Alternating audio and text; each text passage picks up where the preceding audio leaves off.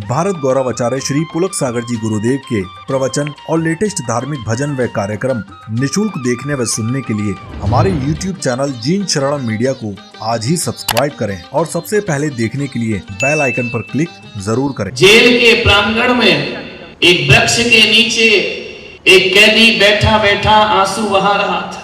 सारे कैदियों ने मेरे चरण स्पर्श किए, मुझे प्रणाम किया। एक कैदी रो रहा था बैठकर। मैंने जेलर साहब से कहा, उस समय सोमदेव वहां के जेलर थे। मैंने उनसे कहा कि सोमदेव जी ये बताइए, ये कैदी यहां क्यों बैठा है? बोले अभी अभी तो प्रवचन सुन रहा था। तो मैंने कहा इस कदर क्यों रो रहा है? उन्हें भी समझ नहीं आया। मैंने कहा चलो उसके पास चलते हैं। जैसे ही मैं गया उस कैदी के पास जो वृक्ष के नीचे आंसू बहा रहा था, जैसे ही मैं पहुंचा उसने मेरे चरण पकड़े, आंसुओं से धो दिए चरण। मैंने कहा क्या बात है? बहुत बुरा लग रहा है जेल में रहकर, बहुत तकलीफ है जेल में रहकर। लोहे की दीवारें पंछी तुझको कैसे भाती होंगी, कभी अकेले में तेरी आंखें भी भर आती होंगी। बंधन तो बंधन है। उसने कहा कि महाराज मैं इसलिए नहीं रो रहा हूं कि मैं जेल में हूं। दुख मुझे इस बात का है कि बस कुछ दिन बचे हैं मेरी सजा पूरी होने में। तुम इनका अब तो तुमको खुश होना चाहिए। बोले महीने भर बचा है महाराज, लेकिन जेलर साहब यहां खड़े हैं। एक जेलर को इतना अधिकार होता है कि यदि किसी कैदी में सुधार होता है, उसका जीवन बनता है, वो अपने जीवन को सुधार लेता है, तो एक जेलर कम से कम 4-5 महीने उसे छुट्टी दे सकता है। तो मैंने सोमदेव जी की तरफ देखा, इनका ये क्या कह रहा है? बोले महाराज कैदी तो सही है। तो मैंने कहा फिर 1 महीने क्या पहले छोड़ दो। उसने कहा नहीं महाराज, कैदी ने मेरे पैर पकड़े और कहा कि महाराज मैं जेल से बाहर नहीं जाना चाहता हूं। मैंने कहा बड़ा अजीब कैदी है। दुनिया के हर जेल के कैदी सजा से मुक्ति पाना चाहते हैं। ये कह रहा है कि महाराज जेलर साहब से कह दो कि मैं इस जेल को छोड़ के नहीं जाना चाहता। उनका बड़े अजीब हो। बोले 12 वर्ष की सजा मेरी पूरी हो गई। मैं चाहता हूं आगामी 12 वर्ष और मैं जेल में ही बिताऊं। बड़ी अद्भुत कहानी है। मैंने कहा कैसे कैदी हो तुम? अभी तक जितने कैदी मिले उन्होंने कहा कि हमारी सजा माफ करा दीजिए, लेकिन तुम दुनिया के पहले कैदी मिले हैं। जिस भी जेल में गया हर कैदी ने आंखों में आंसू भर के यही कहा किसी भी तरह हम जेल से मुक्त हो जाए। ये कैसा कैदी है जो कहता है मुझे जेल में ही मरना है, मैं जेल से बाहर नहीं जाना चाहता। मैंने पूछा क्या दर्द है? बाहर की दुनिया देखो, पक्षी आनंदित है, स्वतंत्र है, जानवर आनंदित है, वह स्वतंत्र है, तुम इंसान हो के बंदी बने हो। बोले महाराज आप कितने भी उदाहरण दे दो, मैं जेल से बाहर नहीं जाना चाहता। मैंने कहा तुम्हें इस जेल से मोह हो गया। जेल से किसको मोह होगा महाराज? जेल तो सजा है। यहां किसी को मोह नहीं होता है, तो फिर बाहर जाना क्यों नहीं चाहते हो? बोले महाराज आज से 12 वर्ष पहले मेरा एक हंसता खेलता परिवार था। मेरी एक पत्नी थी, मेरे 2 बच्चे हैं, एक अच्छा परिवार था मेरा। लेकिन ना जाने मेरी हंसती खिलखिलाती खिलखिलाती खुशमिजाज जिंदगी में किसकी नजर लग गई कि मैंने गलत रास्ते पकड़ लिए अपने जीवन में। इनका क्या किया तुमने? कुछ मित्र मिल गए, कुछ यार मिल गए, उन्होंने मुझे शराब पीना सिखा दिया। जिंदगी में मैंने कभी कोई शराब नहीं पी थी, नशा नहीं किया था। एक कुसंगति मिल गई, लोगों के साथ बैठने लगा, 4 पैसा क्या कमाने लगा, शराब की लत लग गई मेरे जीवन में। एक बार नशा मेरे ऊपर चढ़ गया, फिर उतरने का नाम नहीं लिया। महाराज, मैं इतना आदी हो गया नशे का कि नशे के बिन जीना मुझे मुश्किल हो गया। मैं युवाओं से कहूंगा, ये गलत आदतें बहुत जल्दी लग जाती हैं, लेकिन एक बार ध्यान रखना, एक बार गलत आदत लग गई तो उसे छुड़ाने में पूरी जिंदगी कम पड़ जाया करती है। आदमी को गलत रास्तों से बचना चाहिए। एक बार ये बुराई हमारे जीवन में आ गई, पूरी जिंदगी कम पड़ती है उसे बुराई को छुड़ाने के लिए। सावधान रहे अपनी जिंदगी के बारे में। उस आदमी ने कहा, मैंने शराब पीने लगा महाराज, नशा करने लगा, मैं इतना आदी हो गया कि शराब के बिन जीना मुश्किल हो गया। मेरी पत्नी अब दुखी रहने लगी।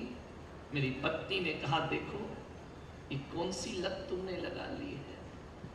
उसने बहुत समझाया, मुझे समझ नहीं आया।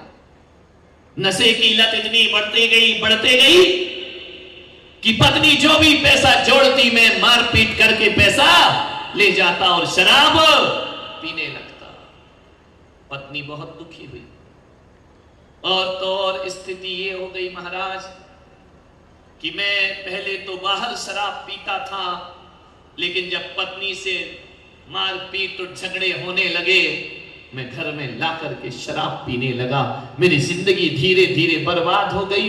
मैं नशे में डूबते गया। पत्नी ने बहुत समझाया, बच्चों ने बहुत समझाया कि जिंदगी को इस तरह नशे में बर्बाद मत करो। और एक बात ध्यान रखना, नशा मौत है। आज तुम्हारी, कल परिवार की, परसों समाज की, और एक दिन पूरे राष्ट्र की मौत है नशा। नशे के शिकार हो रहे हैं हमारे युवा। आज धड़ल्ले से ध्यान रखना। मान्यवर, समाज दोहरा जीवन जी रही है। समाज दोहरा जीवन जी रही है। मंदिर में पानी छान कर बाहर शराब पी रही है। समाज दोहरा जीवन जी रही है। पढ़े लिखे लोग, ये बीमारी ये मत सोचना कि किसी गरीब के घर में आती है या लेबर क्लास में आती है, मजदूर में आती है। शराब ऐसा नशा है, गरीब की झोपड़ी से अमीर की कोठियों तक पहुंच गया है। अमीरों की कोठियों में भी शराब है। फर्क कितना है, गरीब खुल के पीता है, अमीर कोठियों में दरवाजे बंद करके पिया करता है। शराब हर जगह प्रवेश हो गए। पढ़े लिखे लोग पी रहे हैं, अनपढ़ गंवार पिए तो बात समझ में आती है। एक पढ़ा लिखा आदमी शराब पीता है, एक पढ़ा लिखा आदमी नशा करता है, एक पढ़ा लिखा आदमी मसाला खाता है, एक पढ़ा लिखा आदमी सिगरेट पिया करता है। ध्यान रखिए, नशे में जिंदगियां बर्बाद हो रही हैं। आज मेरा विषय नशे की गिरफ्त से युवाओं को बचाना बहुत जरूरी है। और यदि नहीं बचाया तो भारत की जवानी खोखली जवानी बनकर खड़ी हो जाएगी। और जिस देश की जवानी खोखली हो जाती है, उस देश का भविष्य कभी उज्जवल नहीं हो सकता। युवाओं को बचाइए इन नशों से। 2 बीमारियां आ गई हैं, महिलाओं में फैशन और युवाओं में व्यसन। ये 2 चीज देश को बर्बाद करने में लगी हैं। आप फैशन में जी रही हैं, ये व्यसन में जी रहे हैं। ध्यान रखिए, इनका लाखों रुपए फैशन में बर्बाद होता है, इनका पूरा घर व्यसन में बर्बाद हो जाया करता है। अपने घरों को उजाड़िए मत अपने हाथों से अपनी जिंदगी में आग मत लगाओ, अपने हाथों से अपनी खुशियों को मत जलाओ। जिंदगी को ऐसे जियो कि तुम्हें देखकर लोग जीना सीख जाए अपनी जिंदगी में। नशा करता है। उस आदमी ने कहा कि मेरी शराब की लत लग गई। एक दिन झगड़ा इतना बढ़ गया कि मैं शराब की बोतल लेके घर में आया। इतना झगड़ा बढ़ा, पत्नी ने कहा कि ध्यान रखो, या तो इस घर में शराब रहेगी या मैं रहूंगी, मैं जाती हूं अपने पियर। बोले महाराज, ना जाने उस समय मुझे क्या लगा, मैंने पत्नी को धक्के मार के घर से बाहर निकाल दिया। मेरी पत्नी बच्चों को लेकर पीहर चली गई। बहुत बुलाया, लौट के नहीं आई। उसने कहा कि जब तक शराब है मैं तुम्हारे घर में आने वाली, मैं बहुत सहन कर लिया, अब मुझसे बर्दाश्त। एक दिन पत्नी पीहर चली गई, मैं खुश हुआ, नशे में था। मैंने फौरन अपने दोस्तों को बुलाया और अपने घर में शराब की पार्टी दे दी। शराब इकट्ठी की, दोस्तों को बुलाया, बंद दरवाजे करके शराब पी रहा था महाराज। इतने में हम लोग पैमाना भर ही रहे थे, ओंठों से शराब लगाई, प्याला लगाया, दरवाजे पर किसी ने दस्तक दी और जैसे ही दस्तक दी मैं समझा कि मेरा और दोस्त आ गए हैं, आज तो जम के शराब पी जाएगी, हंगामा होगा, मजा होगा, मस्ती होगी। पत्नी तो पीहर चली गई। जैसे ही दरवाजा खोला, पत्नी बच्चों के साथ खड़ी थी दरवाजे पर। मैंने कहा तू तो भाग गई थी ना, लौट के कैसे आ गई? बोले मुझे पीहर नहीं जाना था, मैं ये देखने आई थी कि मेरे पीछे तुम इस मंदिर जैसे घर का क्या हाल करते हो। मेरे निकलने के बाद जिस घर को मैंने मंदिर बना के पवित्र बना करके रखा, मैं ये देखना चाहती थी तुम क्या करते हो। गुस्से में आ गई पत्नी, सारे यार दोस्तों को कहा कि दफा हो जाओ मेरे घर से, मेरे घर को नरक बनाने में तुम लोगों का हाथ है, इसी वक्त निकल जाइए यहां से, शर्म आना चाहिए। एक सूने घर में आकर के शराब का मैं खाना बनाते हो, मैं तुम लोगों को जिंदगी में कभी माफ करने वाली नहीं। मुझे बहुत गुस्सा आया। उसने कहा महाराज, उसने मेरे दोस्तों का अपमान किया, दोस्तों की बेइज्जती की, बहुत झगड़ा बढ़ गया हमारा। मैंने कहा कोई दोस्त बाहर नहीं जाएगा। उसने कहा कोई इस घर के अंदर नहीं रहेगा। बच्चों ने कहा कि निकालो इन्हें बाहर। दोस्त तो चले गए, लेकिन मेरा क्रोध सिर पर चढ़ा रहा। मैंने आओ देखा ना ताओ, एक लोहे की राड अपनी पत्नी के सिर पर मार दी। लेकिन महाराज, जब सिर पर वह राड पड़ी, वह चक्कर खाकर बेहोश होकर गिर पड़ी। बच्चे रोने लगे, माँ मम्मी मम्मी करके रोने लगे। महाराज, जब तक मुझे होश आता, सिर पर राड इतने मर्म स्थान पर लगी, मेरी पत्नी ने प्राण छोड़ दिए। महाराज, उसकी मृत्यु हो गई। बच्चे लिपट के रोने लगे। मैं भागा वहां से। यहां तो पत्नी की लाश पड़ी है, लहू लुहान है पत्नी का सिर। पुलिस आई, आ गई क्या? पुलिस आई और मुझे उठा करके ले गई। मुझे 12 साल की सजा मिली महाराज। तो मैंने कहा अब क्या हाल है? अब जेल में कौन दारू देता है तुमको?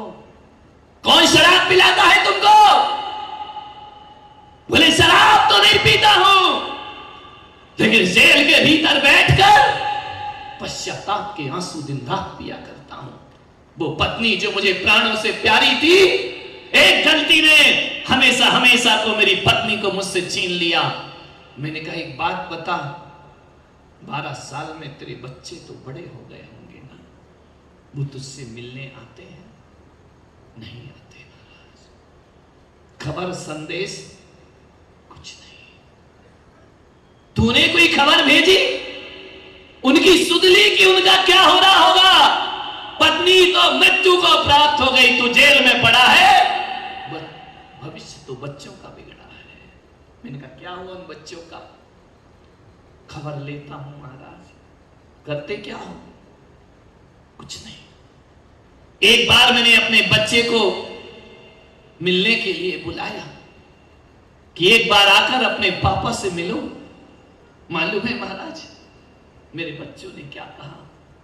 बोले हम ऐसे कुलघाती, ऐसे घिनौने और ऐसे व्यक्ति को जिसने हमारी मां की हत्या की हो, हम उस बाप को बाप कहने को तैयार नहीं है। हम उस बाप को कोई सम्मान नहीं देंगे, हमें नहीं मिलना। जिस दिन हमारी मां की मौत हुई उसी दिन हमारे बाप की भी मौत हो गई। महाराज 12 साल में एक बार भी औलाद मुझसे मिलने नहीं आई, और जब मैंने 4 महीने पहले खबर भेजी कि अब मेरी सजा खत्म हो रही है, उन्होंने कहा हमारे घर में आने की जरूरत नहीं है। अरे जब बाप की जरूरत थी तो बाप ने साथ छोड़ दिया। हम बचपन से अब जवान हो गए, हमें किसी बाप की जरूरत है। ऐसे बाप का हम चेहरा नहीं देखेंगे, हम बिना बाप की जिंदगी गुजार लेंगे, लेकिन शराबी बाप की औलाद कहलाना हम पसंद नहीं करेंगे।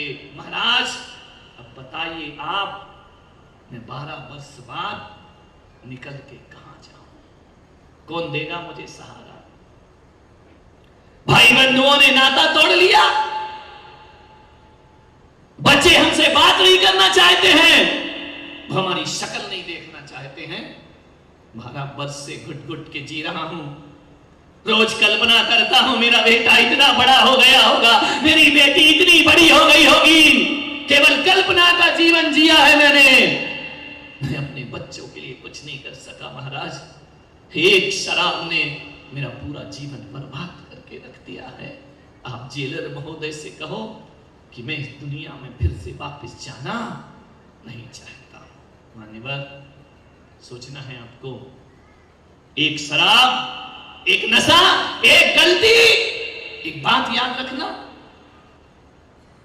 लम्हों की खता सदियों को सजा मिला करती है।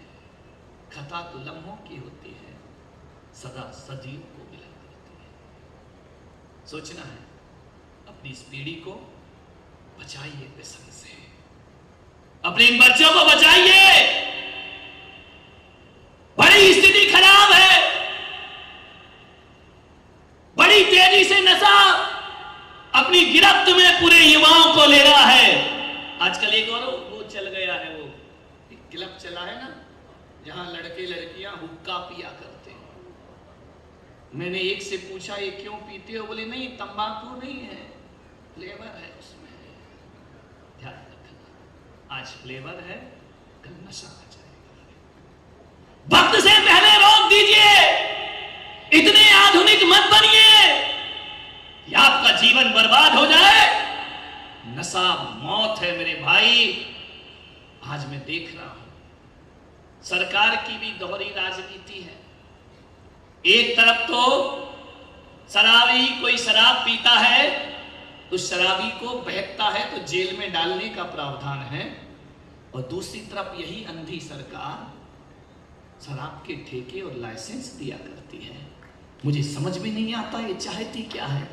एक तरफ शराबी को जेल है, दूसरी तरफ ठेके दिए जाते हैं। गुजरात में पाबंदी है, लेकिन ऐसा नहीं है कि यहां कोई शराबी नहीं हुआ करते हैं। कितनी भी सरकार पाबंदी लगा ले, पीने वाले तो पीने का बहाना ढूंढ ही लिया करते। सोचना ये कोई सरकारी समस्या नहीं है। मैं आज अपनी इस प्रवचन सभा में कह रहा हूं, नशा मुक्ति सरकारी व्यवस्था नहीं है, ये तो हमारी व्यक्तिगत और सामाजिक जिम्मेदारी बना करती है। हमारा जीवन सरकारें क्या करेंगी? क्या करे सरकार भी? यहां शराब पे पाबंदी लगाती है तो वहां धड़ल्ले से पीने वाले भी पीछे के दरवाजे से शराब पीने वालों की भी तो जमात लगी है मेरे भाई। करे तो क्या करे? गुजरात में बेहद पाबंदी हो, लेकिन इसकी सजा तो महाराष्ट्र भुगत रहा है। मुझे मालूम है जहां जिन शरणम तीर्थ बना है ना, दमन एक स्थान है, बड़ा सुंदर होना चाहिए है। सोचना है सागर का किनारा है, जितने गुजराती हैं वही रातें रंगीन करने के लिए जाया करते हैं, क्योंकि वहां शराब पे पाबंदी नहीं है। मोदी जी ने यहां तो पाबंदी लगाई, लेकिन इसका मतलब नहीं कि यहां कोई शराब नहीं पीता है। पीने वाले गैर कानूनी तरीके से शराब पी ही लिया करते। अखबारों में मैं रोज पढ़ता हूं, कल परसों ये खबर आई थी कि बीवी से शराब के लिए पैसे मांगे, उसने नहीं दी, उसकी हत्या कर दी उस आदमी ने। सोचना है मान्यवर।